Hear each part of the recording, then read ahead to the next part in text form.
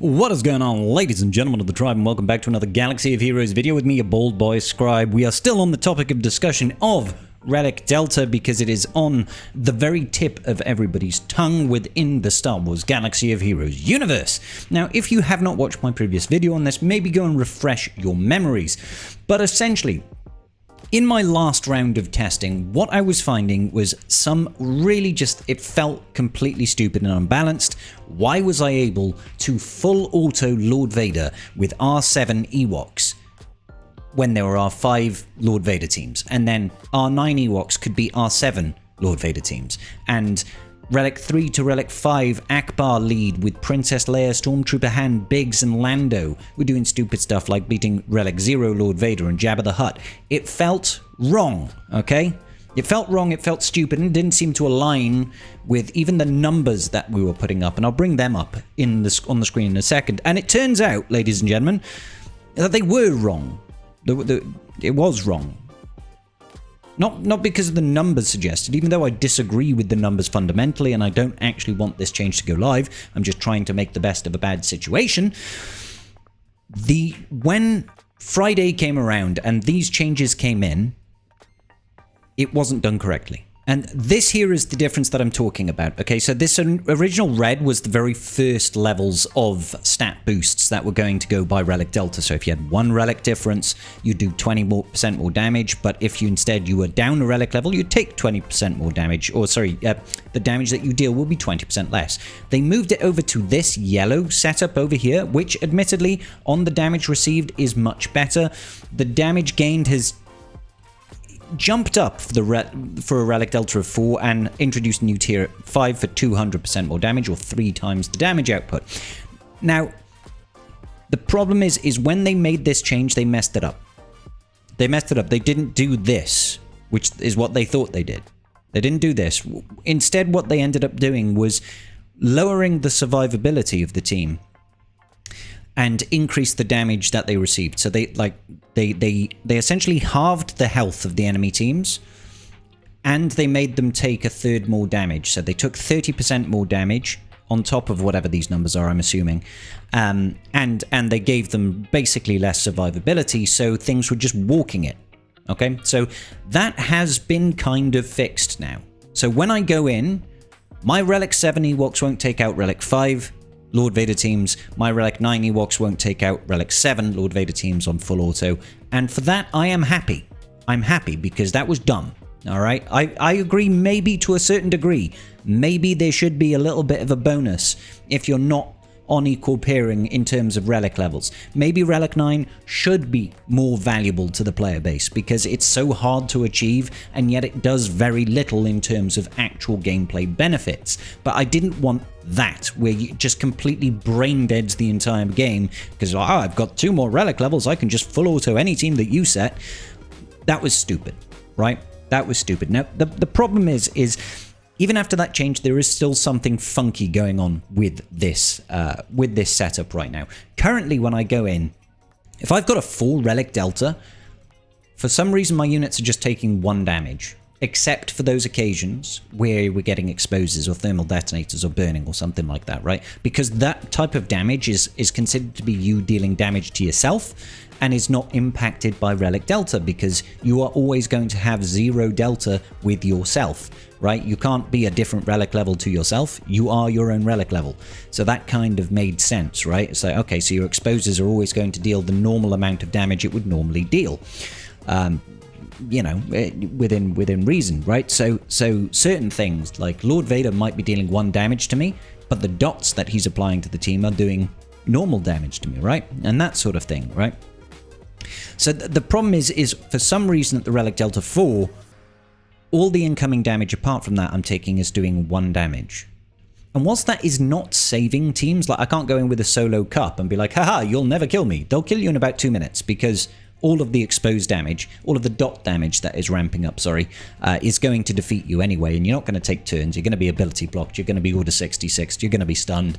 You're not going to take a turn, and it's not going to be like a stall-out team, right?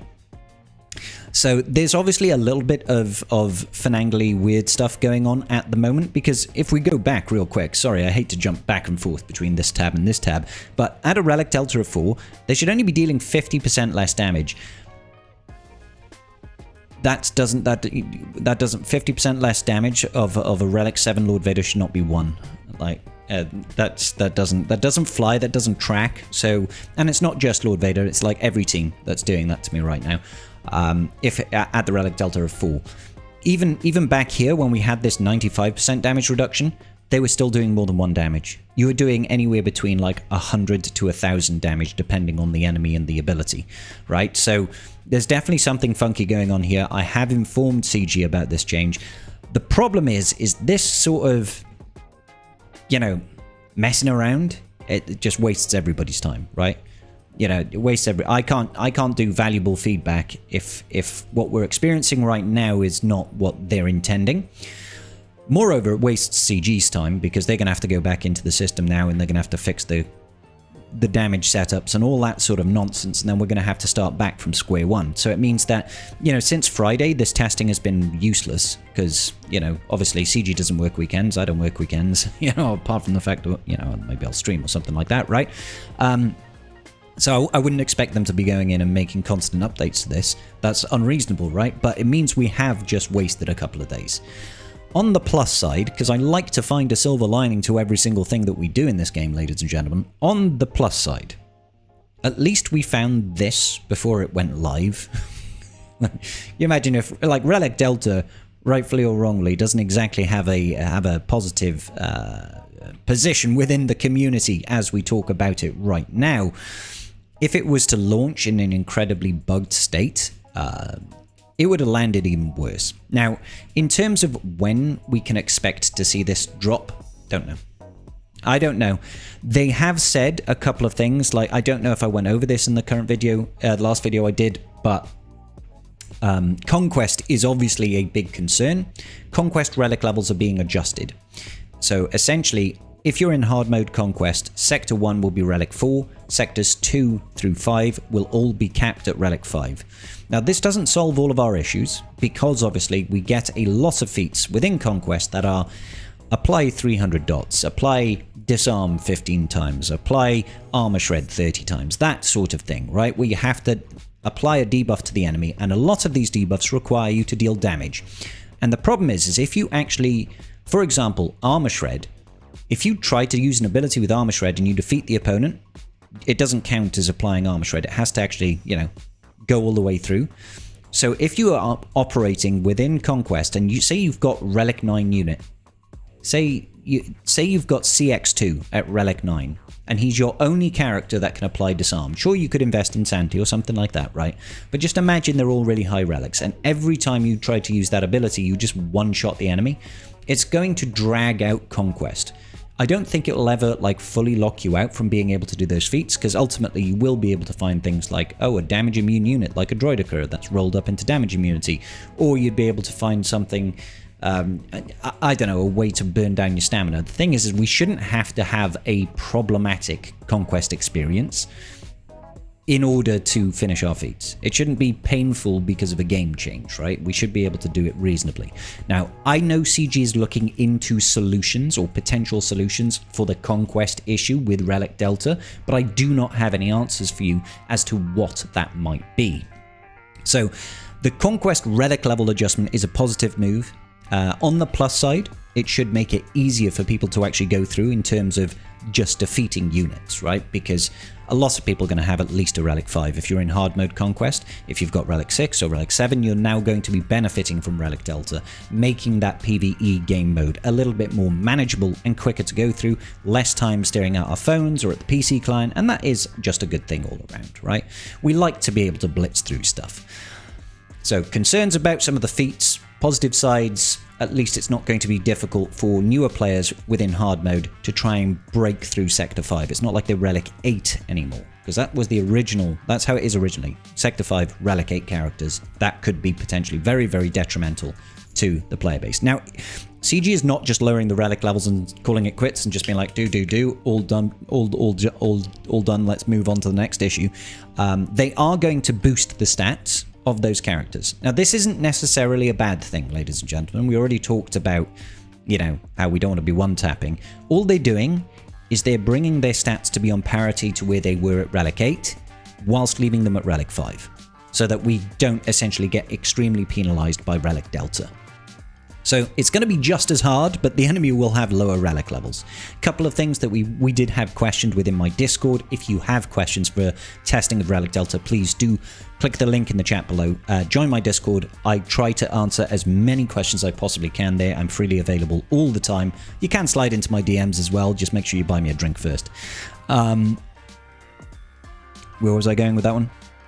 Yes, please do ask me questions about Relic Delta, and as soon as I find out more about that, I will.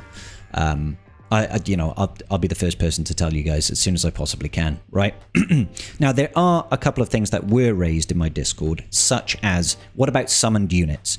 We know that summoned units gain the stats of the summoner, but have confirmed through this testing, they get the relic level of the summoner. So some people were a little bit concerned about Queen Amidala, because the decoy is a very tanky decoy. Relic 9 Queen Amidala is quite common. Since the last raid, at least in higher ends of Khyber, a lot of people had Relic 9 Queen Amidala, Relic 9 Padawan Obi-Wan, and Master Qui-Gon Jinn, because they used to use her in the raid. I had a massively successful raid video guide that went over that very thing. And they were concerned that the decoy was going to be very, very difficult to beat. I didn't have any issues using Relic 7 Treya against Relic 9 Padawan Obi-Wan and Master Qui-Gon Jinn and Queen Amidala. We were still able to clear through. It was a lot scarier because Padawan Obi-Wan, he claps at the best of times. You give him like a 20% damage boost, it's scary because he attacks under protection. It was a scary time. But Relic 7 was still able to win there, so that is actually quite a positive thing. You know, like that's pretty good. Obviously, I want to make sure that we are still cognizant of the fact that yes, this could still be the wrong damage multipliers, the wrong defense multipliers as well.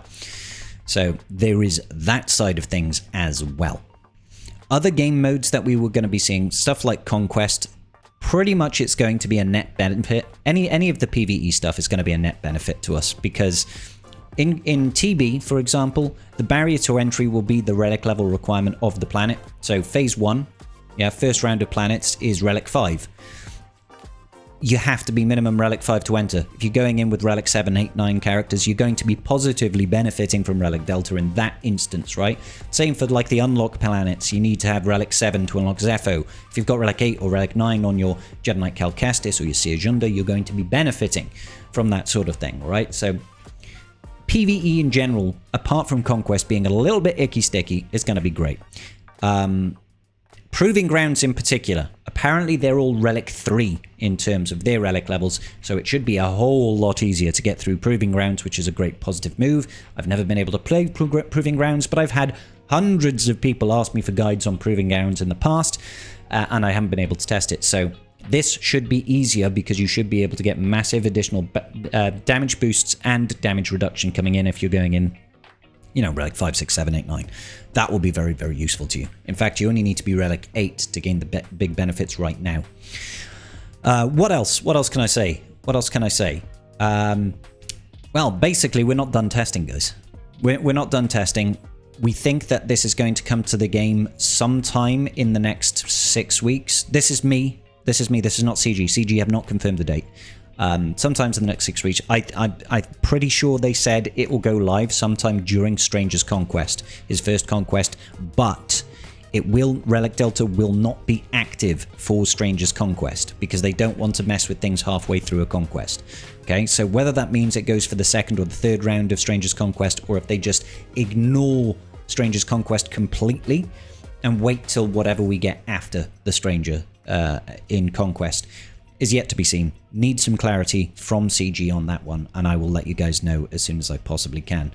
So I guess, long story short, ladies and gentlemen, we're not out of the woods yet. We've made some positive changes. There has been some bugs found, some bugs squished, some new bugs have arisen. It's kind of like, you chop the head off the serpent and two more sprout out instead. It's a little bit like that at the minute. But the good thing is that we're trying to make positive changes. Now, I just want to reiterate something that has been going around in the community just a little bit at the moment. content creators and people that are not content creators that are part of this playtester program. I'm only ever going to talk about people in this program that have already said they are in the program. Okay, so there are, you know, maybe a dozen, maybe a few more than a dozen people doing this playtest. Some people want to be known as doing it. You know, I'm quite happy to be out there. I'm already in the community's eye, as it were. Some people aren't. They're not all content creators. Maybe half of them are content creators and half of them are players from across the game. I'm not going to be outing anybody as a playtester, and the reason for that, guys, is rightly or wrongly, you will get abuse if you're on this playtesting program. Okay? I make it quite clear. I do not support this program. Okay? Well, no, I support the program. I do not support this change. I don't think it's good for the game. But I'm still going to work to try and make it the best version of it can be, because I still like the game and I still want the game to succeed. All right? That does not mean that people that are working on this playtest program deserve to have abuse thrown at them. Okay? It isn't fair. Like, you can put your opinions across and stuff like that, but please keep it, like, civil. It's not fair. And, you know, people don't deserve to get stuff thrown at them and abuse hurled at them at all hours of the day just because they're on a playtesting program. We're trying, to the best of our abilities, to make this game last long term. We're trying to make this as good of an experience for people as we possibly can. So try to keep it civil. We're trying to help out more than anything. It's not like we're getting paid for this. We're just doing it because one, quite frankly, I'm interested. I'm morbidly interested in looking behind the curtain, as it were, to what goes on when they're designing these game modes, these game changes and stuff like that. And two, I want the long-term health of the game to succeed because I love the game. I've got a channel for the game. I've put 7 years of my life into this. So yeah, please don't hurl or abuse, and don't ask me to out anybody from the program, because I'm not going to do that. That's up to them to put their names forward. Okay, ladies and gentlemen, comments down below. What do you want to see? If you've got anything you want me to test, let me know. If you want to join my Discord, links are down there. I've got a dedicated section. It's been wild recently. So many people chatting about it. Let's get this thing squashed. Let's get it in a good position. I'll see you all in the very next video. Peace out, and may the force be with you, baby.